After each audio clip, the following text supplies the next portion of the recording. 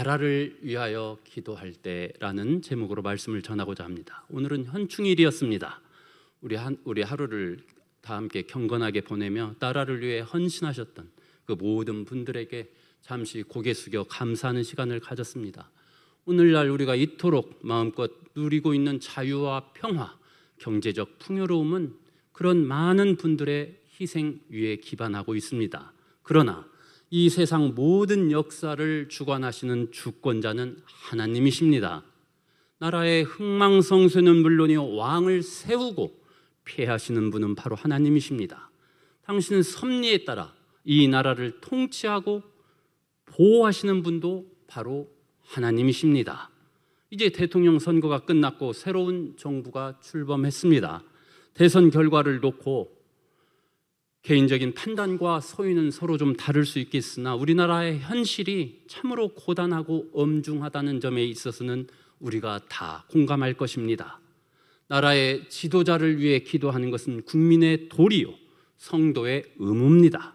국가의 안녕을 위해 기도하는 것은 사실 나와 우리 가정을 위한 기도이기도 합니다. 나라가 안정되고 넉넉해야 우리가 모든 경건과 단정함으로 고요하고 평안한 생활을 영위할 수 있기 때문입니다. 오늘 본문 말씀으로 읽은 다니엘의 기도는 중보기도의 모범으로 손꼽힙니다. 우리가 중보기도를 할 때 적용해야 될 올바른 방법과 지혜를 담고 있기 때문입니다. 그 핵심이 아까 우리가 함께 읽었던 오늘 본문 19절 말씀에 담겨 있습니다. 다시 한번 다 함께 소리내어 읽겠습니다. 주여 들으소서, 주여 용서하소서, 주여 귀를 기울이시고 행하소서, 지체하지. 아멘. 먼저 주여 들으소서입니다. 우리가 기도할 때 우리의 기도를 들으시는 분은 누굽니까? 하나님이십니다. 그래서 우리는 하나님 아버지 혹은 주님 이렇게 부르며 기도를 시작합니다. 그러나 대부분 여기까지입니다. 우리는 그리고 나서 하나님을 더 이상 생각하지 않습니다. 그런데 다니엘의 기도를 보면 그가 그 무엇보다 앞서 먼저 하나님의 얼굴을 구하고 있음을 알 수 있습니다. 하나님의 얼굴을 구한다는 것은 하나님의 임재를 사모하는 마음입니다. 하나님과 깊고 친밀한 만남을 고대하는 갈망입니다. 하나님의 뜻, 하나님의 말씀을 따르고자 하는 순종과 복종의 태도입니다. 하나님의 얼굴을 구하는 것은 하나님을 부르는 것으로부터 시작합니다.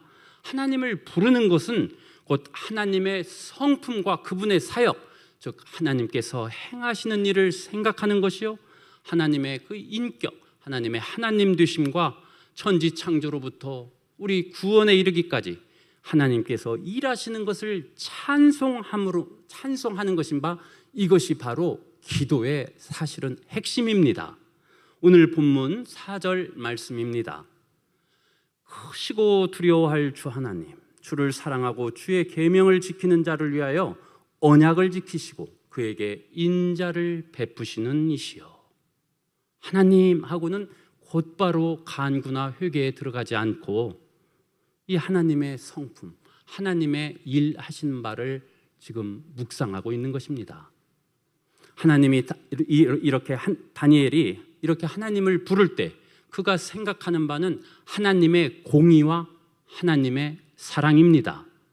이스라엘이 여호와의 목소리를 듣지 아니하고 거듭해서 주의 율법을 어겼을 때 나라는 패망하였고 바벨론 70년 포로 생활이라는 징계 채찍을 내렸습니다. 이처럼 크고 두려우신 공의의 하나님을 생각합니다. 그럼에도 불구하고 당신의 언약 백성을 향해 인애를 베푸시는 사랑의 하나님을 또 생각합니다. 이 비참한 바벨론 포로 생활을 70년으로 한정해 두신 하나님의 긍휼하심을 기억하는 것입니다. 그러므로 다니엘이 주여 들으소서 했을 때 이것은 단순한 외침이 아니었습니다. 하나님의 성품에 대한 분명한 확신 속에 부르짖는 간절한 외침이었습니다. 주여, 오직 아버지 하나님만이 저의 빛이고 구원이시며 제 생명의 능력 되십니다. 주여, 오직 하나님만이 제가 믿고 전적으로 의지할 대상이십니다. 다니엘은 자신의 기도를 이 확신의 고백을 가지고 시작하고 있는 것입니다.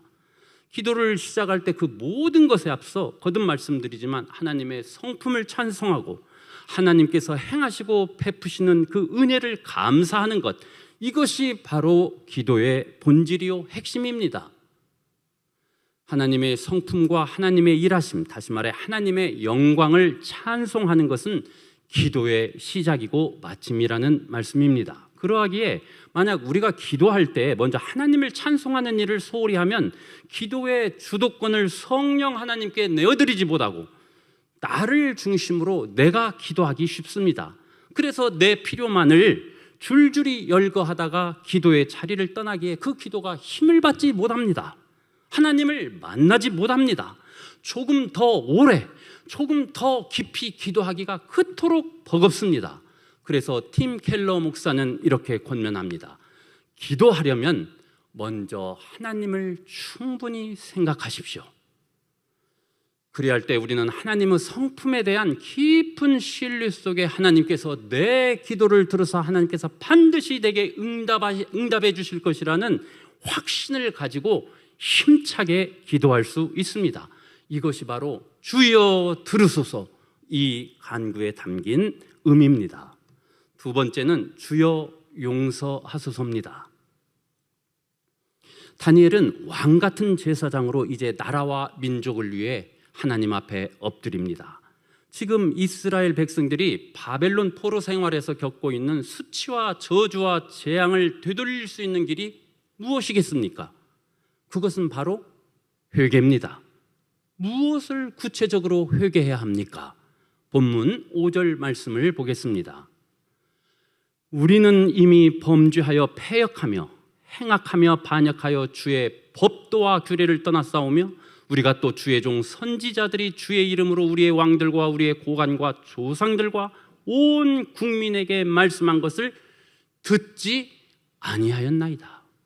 한마디로 하나님의 말씀을 고의적으로 그리고 완고하게 거슬렀다는 자복입니다. 동서고금을 막론하고 하나님의 말씀을 무시하고 버리고 떠날 때 그 사이 공동체에 나타나는 현상은 우상숭배요, 공의와 정의의 실종이며 도덕적 타락입니다. 이스라엘이 하나님의 법도와 규례를 떠났다 하였는데 이 법도와 규례는 모세율법, 구체적으로는 십계명을 뜻합니다. 바로 하나님께서 당신 백성과 맺은 그 언약의 핵심입니다. 저와 여러분, 즉 그리스도 안에 있는 이곳에 모인 성도 여러분 모두가 다 하나님의 언약 백성입니다. 그러하기에 왜 그렇습니까? 하나님은 예수 그리스도를 통해 우리와 새 언약을 세우셨기 때문입니다. 그러하기에 십계명은 지금도, 이 시대 지금도 우리에게 여전히 유효한 하나님의 법입니다. 십계명은 우리가 지켜야 할 신앙과 도덕적 규범입니다. 거룩한 삶의 기준입니다. 구원받기 위해 십계명을 지키는 것이 아니라 구원받은 자가 지키는 것이 십계명입니다. 하나님께서 우리에게 말씀하신 바 내가 거룩하니 너희도 거룩할지어다. 그 거룩한 길로 우리를 안내하는 나침반이요 이정표가 바로 이 십계명입니다. 야고보 사도가 우리에게 경고하는 바 영혼 없는 몸이 죽은 것 같이 행함이 없는 믿음은 죽은 것이니라. 우리 믿음의 진실성을 보여주는 삶의 열매를 측정하는 저울이 바로 이 십계명입니다. 하나님 사랑과 이웃 사랑, 이 두 가지로 압축할 수 있는 십계명의 저울을 가지고 이 시간 저와 여러분의 삶을 잠시 반추해 보고자 합니다. 먼저 하나님 사랑입니다. 우리에게는 과연 하나님 외에 다른 신이 없습니까? 내게는 어떤 우상도 없다, 이리 자신할 수 있습니까?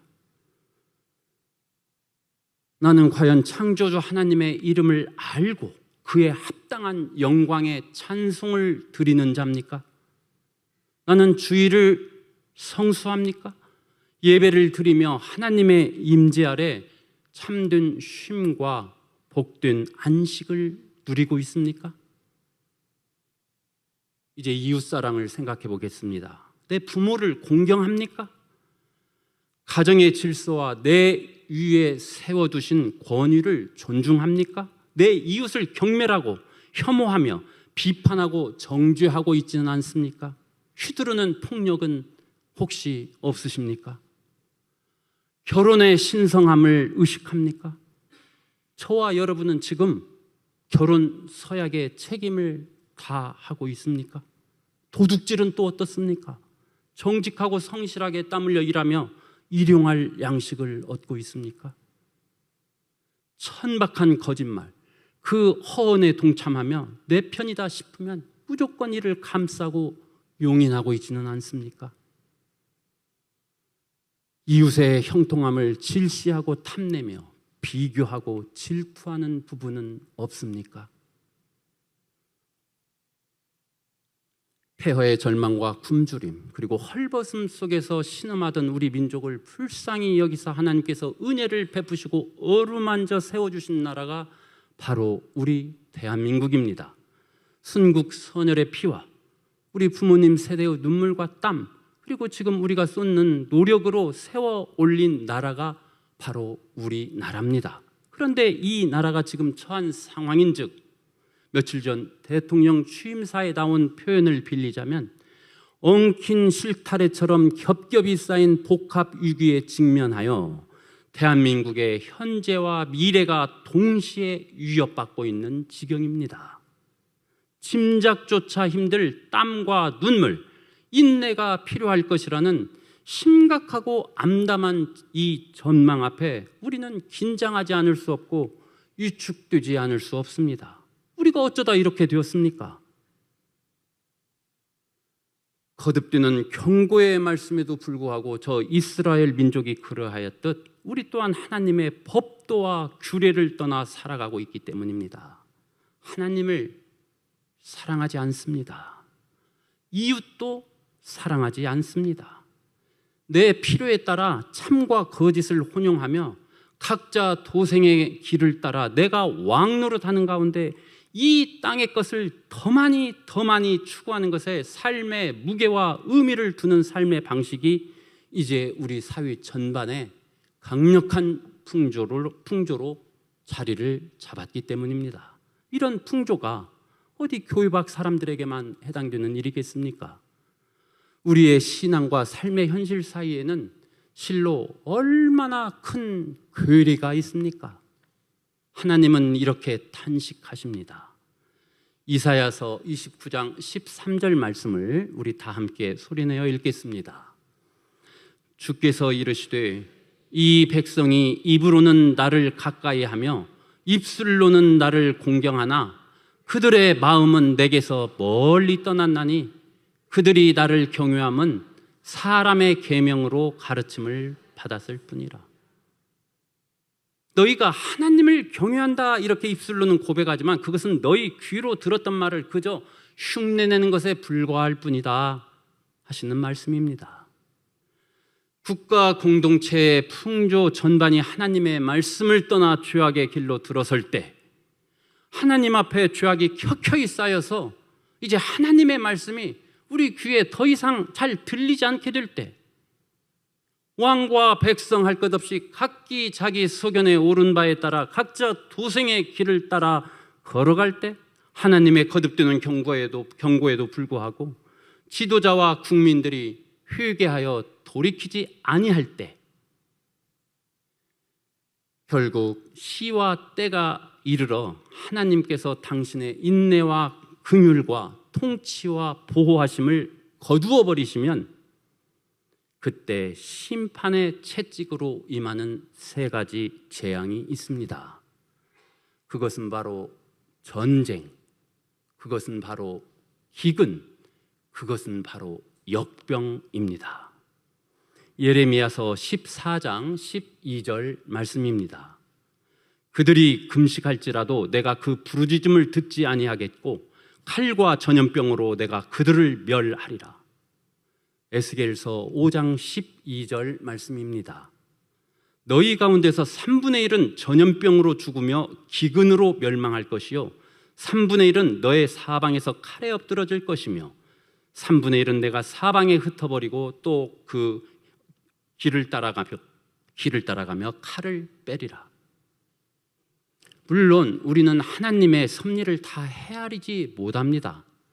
하나님의 그 깊은 계획, 뜻하시는 바를 파악할 수 있는 능력과 지혜가 참 부족합니다. 그런 까닭에 지금 세계 도처 곳곳에서 전쟁과 기근, 전염병이 퍼지고 확산되고 있는데 이것이 의미하는 바를 하나님의 뜻에 비추어 정확하게 해석하기가 참 어렵습니다. 그러나 그렇다고 해서 전쟁과 기근과 전염병이 우연한 일이다, 역사 가운데 그저 한번 일어났다 지나가는 일이다, 그렇게 치부할 수만은 없습니다. 우리가 혹독하게 경험했던 코로나와 같은 역병은 언제든지 다시 창궐할 수 있습니다. 먹을 것이 hun전만전 계속해서 언제까지고 차고 넘칠 것 같지만 곳간이 텅텅 비는 것은 불과 한순간의 일입니다. 유럽과 중동 전쟁의 비참함을 보십시오. 머나먼 땅, 강 건너 불이 결코 아닙니다.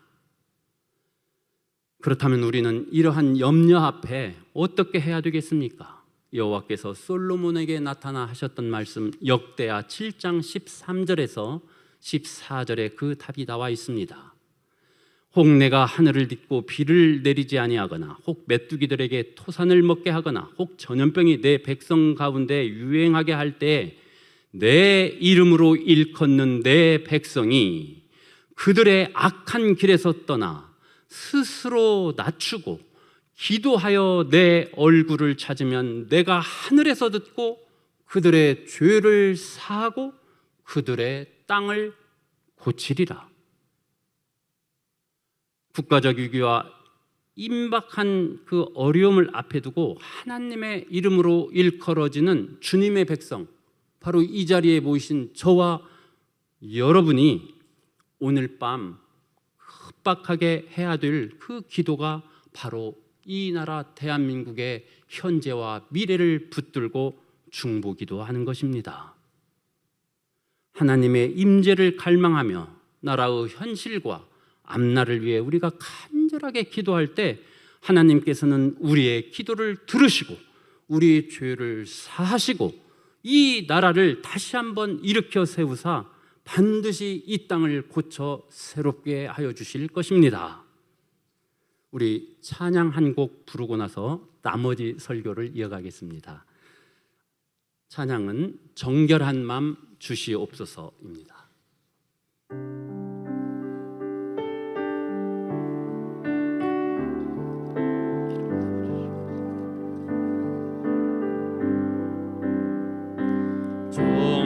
정결한 마음 주시옵소서.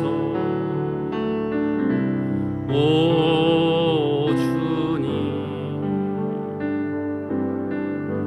정직한 영을 새롭게 하소서.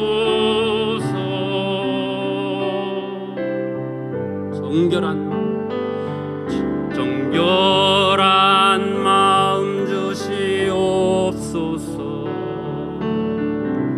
오 주님,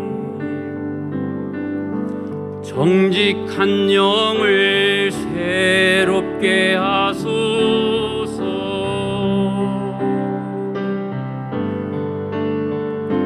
나를 주님 앞에서 멀리 하지 마시고 주의 성령을 거두지 마옵소서.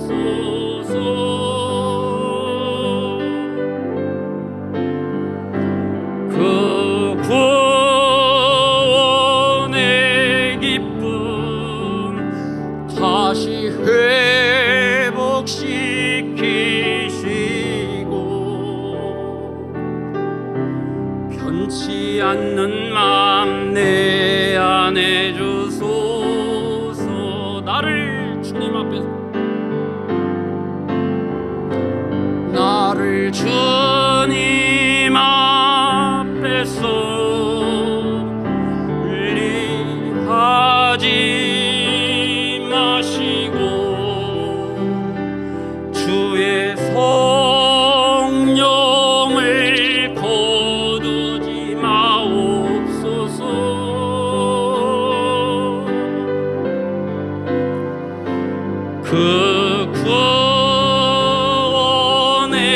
기쁨 다시 회복시키시고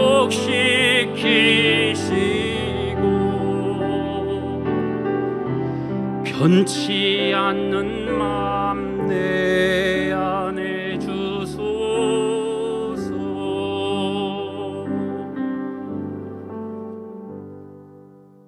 아멘, 아멘입니다. 마지막으로 살펴볼 부분은 주여 행하소서입니다. 기도를 시작하면서 다니엘은 먼저 하나님의 얼굴을 구하였고, 그 다음에 온 이스라엘이 하나님 앞에 범한 그 죄악들을 회개하였습니다. 이제는 본격적으로 하나님께 간구할 차례입니다.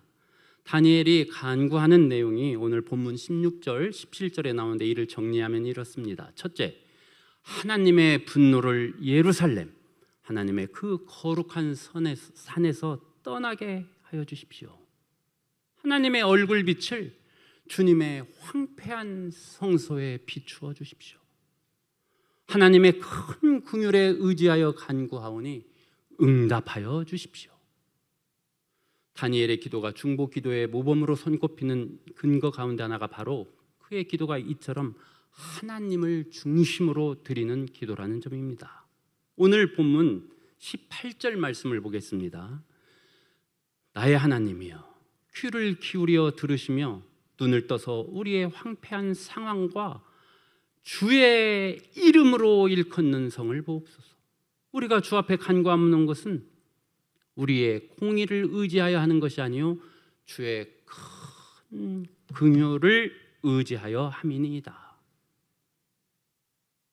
다니엘은 하나님께서 자신의 간구에 왜 응답하셔야 하는지 그 근거를 먼저 하나님의 이름, 주의 이름에 두고 있습니다. 왜 그렇습니까? 이사야서 48장 9절 말씀을 보면 하나님 말씀하십니다. 내 이름을 위하여 내가 노하기를 더디할 것이며 내 영광을 위하여 내가 참고 너를 멸절치 아니하리라. 이 지점에서 하나님의 무한하신 영광 그리고 절대적인 주권을 우리가 생각해 볼 필요가 있습니다. 하나님은 나를 위해 존재하시는 분이 아닙니다. 우리가 하나님의 영광을 위해 그 영광의 찬송이 되기 위해 창조되었고 구원받았습니다. 미국의 그 1700년대 최고의 청교도 신학자로 그 손꼽히는 조나단 에드워즈는 이렇게 말했습니다. 성경에서 하나님이 그 행하시는 일에 그 목적, 궁극적인 목적으로 이렇게 언급된 그 모든 것을 다 살펴보니 하나님 행하시는 일의 궁극적인 목적인즉 바로 하나님의 영광 이 한마디에 다 포함된다. 그렇게 말했습니다. 하나님의 영광이라는 이 한마디에 다 포함된다. 하나님께서 그렇게 반역을 일삼던 이스라엘 민족을 왜 광야에서 다 전멸하지 아니하시고 그 2세대, 그 다음 세대를 약속의 땅에 인도하여 들이셨습니까? 에스겔서 20장 14절 말씀을 보니 내 이름을 더럽히지 아니하려 하였음이로라 그렇게 말씀하십니다. 예수님은 또 마지막 순간에 어떤 기도를 드리셨습니까? 요한복음 12장 28절 말씀을 보니 내가 이를 위하여 이때에 왔나이다. 아버지여, 아버지의 이름을 영광스럽게 하옵소서. 그러므로 하나님이 가장 사랑하시는 것은 무엇이겠습니까? 하나님의 영광, 하나님의 이름입니다. 당신의 이름을 위하여 노하기를 더디하시는 하나님, 당신의 영광을 위하여 참으시며 죄로 번복된 우리를 멸절치 아니하고 구원하시는 하나님, 당신의 이름과 당신의 영광에 대한 이 근원적이고 근본적이고 궁극적인 사랑이 바로 하나님께서 우리에게 베푸시는 하나님의 긍휼과 사랑의 기초를 이루는 것입니다. 이처럼 하나님의 이름, 하나님의 영광에 이어 지금 다니엘이 하나님께서 자신의 간구에 왜 응답하셔야 하는지 두 번째로 다니엘이 확신 속에 의지하고 있는 또 다른 근거는 하나님의 긍휼하심입니다. 하나님은 당신의 애끓는 심정을 이렇게 나타내신 바 있습니다. 호세아 11장 8절 말씀입니다. 이스라엘이여, 내가 어찌 너를 버리겠느냐? 내 마음이 내 속에서 돌이켜 나의 긍휼이 온전히 불붙듯 하도다. 이처럼 당신 백성의 그 죄를 용서하시고자 하는 하나님의 긍휼하심은 참으로 깊고 또 깊습니다. 하나님 앞에 날마다 무릎을 꿇었던 기도의 사람이었기 때문에 다니엘은 당신 백성을 향한 하나님의 이런 마음을 아는 자였습니다. 다니엘이 이처럼 하나님의 이름, 즉 하나님의 영광과 당신 백성을 사랑하시는 하나님의 애끓는 심정에 호소하여 이스라엘의 용서와 예루살렘, 그리고 그 예루살렘에 있는 성전의 온전한 회복을 위해 간구하였을 때 하나님은 당신의 사자 가브리엘 천사를 급히 보내사 이렇게 화답하셨습니다. 다니엘서 9장 24절 말씀을 우리 다 함께 소리내어 읽겠습니다. 내 백성과 내 거룩한 성을 위하여 이른 이레를 기한으로 정하였나니 허물이 그치며 죄가 끝나며 죄악이 용서되며 영원한 의가 드러나며 환상과 예언이 응하며 또 지극히 거룩한 이가 기름 부음을 받으리라. 아멘. 오긴의 성도 여러분, 다니엘이 예루살렘 황폐함이 70년 만에 그치리라 하는 이 선지자 예언을 접하였을 때는 이제 70년 그 연수가 거의 다 채워져 이제 다 지나가던 시점이었습니다. 그러면 다니엘이 바벨론 포로 생활이 이제 이렇게 다 끝나고 해방되는 것, 그것만 가만히 지켜보면 될 것 같은데 왜 그 말씀을 접하자마자 금식하고 죄를 뒤집어쓰고 조국과 민족을 위하여 회개하고 하나님 앞에 엎드렸을까요? 이스라엘의 회복이 그저 70년 시간만 채워지면 저절로 오는 것이 아니라는 것을 다니엘이 예레미야서의 또 다른 부분을 읽을 때 깨달았기 때문입니다. 예레미야 29장 11절에서 13절 말씀도 우리 다 함께 소리내어 읽겠습니다. 여호와의 말씀이니라. 너희를 향한 나의 생각을 내가 아나니 평안이요 재앙이 아니니라. 너희에게 미래와 희망을 주는 것이니라. 너희가 내게 부르짖으며 내게 와서 기도하면 내가 너희들의 기도를 들을 것이요 너희가 온 마음으로 나를 구하면 나를 찾을 것이요 나를 만나리라. 아멘, 아멘입니다. 하나님은 회복의 약속을 잊지 않으십니다. 때가 되면 당신의 뜻을 반드시 이루시는 주권의 하나님, 신실하신 하나님이십니다. 그럼에도 불구하고 하나님께서 우리에게 말씀하시는 바가 있습니다. 무슨 말씀입니까? 하나님께서 약속하신 바를 우리가 받으려면 우리의 회개, 정결함과 우리의 간구, 갈급한 간구가 필요하다는 말씀입니다. 왜 그렇습니까? 언약은 일방적인 것이 아니라 상호관계 작용에 의해서 쌍무적인 노력, 그 협력에 의해서 효력이 발생하는 것이기 때문입니다. 그래서 에스겔서 36장 37절 말씀을 보면 하나님이 이렇게 말씀하십니다. 다 줄 것이다 앞에 쭉 말씀해 놓으시고 그래도 이스라엘 족속이 이같이 자기들에게 이루어주기를 내게 구하여야 할지라. 우리를 향한 하나님의 계획하심이 회복과 번성, 미래와 소망에 있다 할지라도 우리의 영적 대각성과 그에 따른 우리 심령의 쇄신이 없다면 하나님이 예비하신 새로운 미래의 역사에 우리가 동참할 수 없다는 말씀입니다. 신실하신 하나님께서 약속하셨지만 그 약속을 이루어 주시도록 간절히 구해야 하는 것은 우리의 책무입니다. 그저 정권이 바뀌었다 해서 무조건 이 나라의 새로운 시대가 열리는 것이 아니라는 말씀입니다. 그러하니 이러한 때 우리가 해야 할 일이 무엇이겠습니까? 기도하는 것입니다. 이 나라의 현재와 미래를 붙들고 하나님 앞에 회개하고 간구하도록 왕 같은 제사장으로 부름을 받은 자들이 바로 저와 여러분입니다.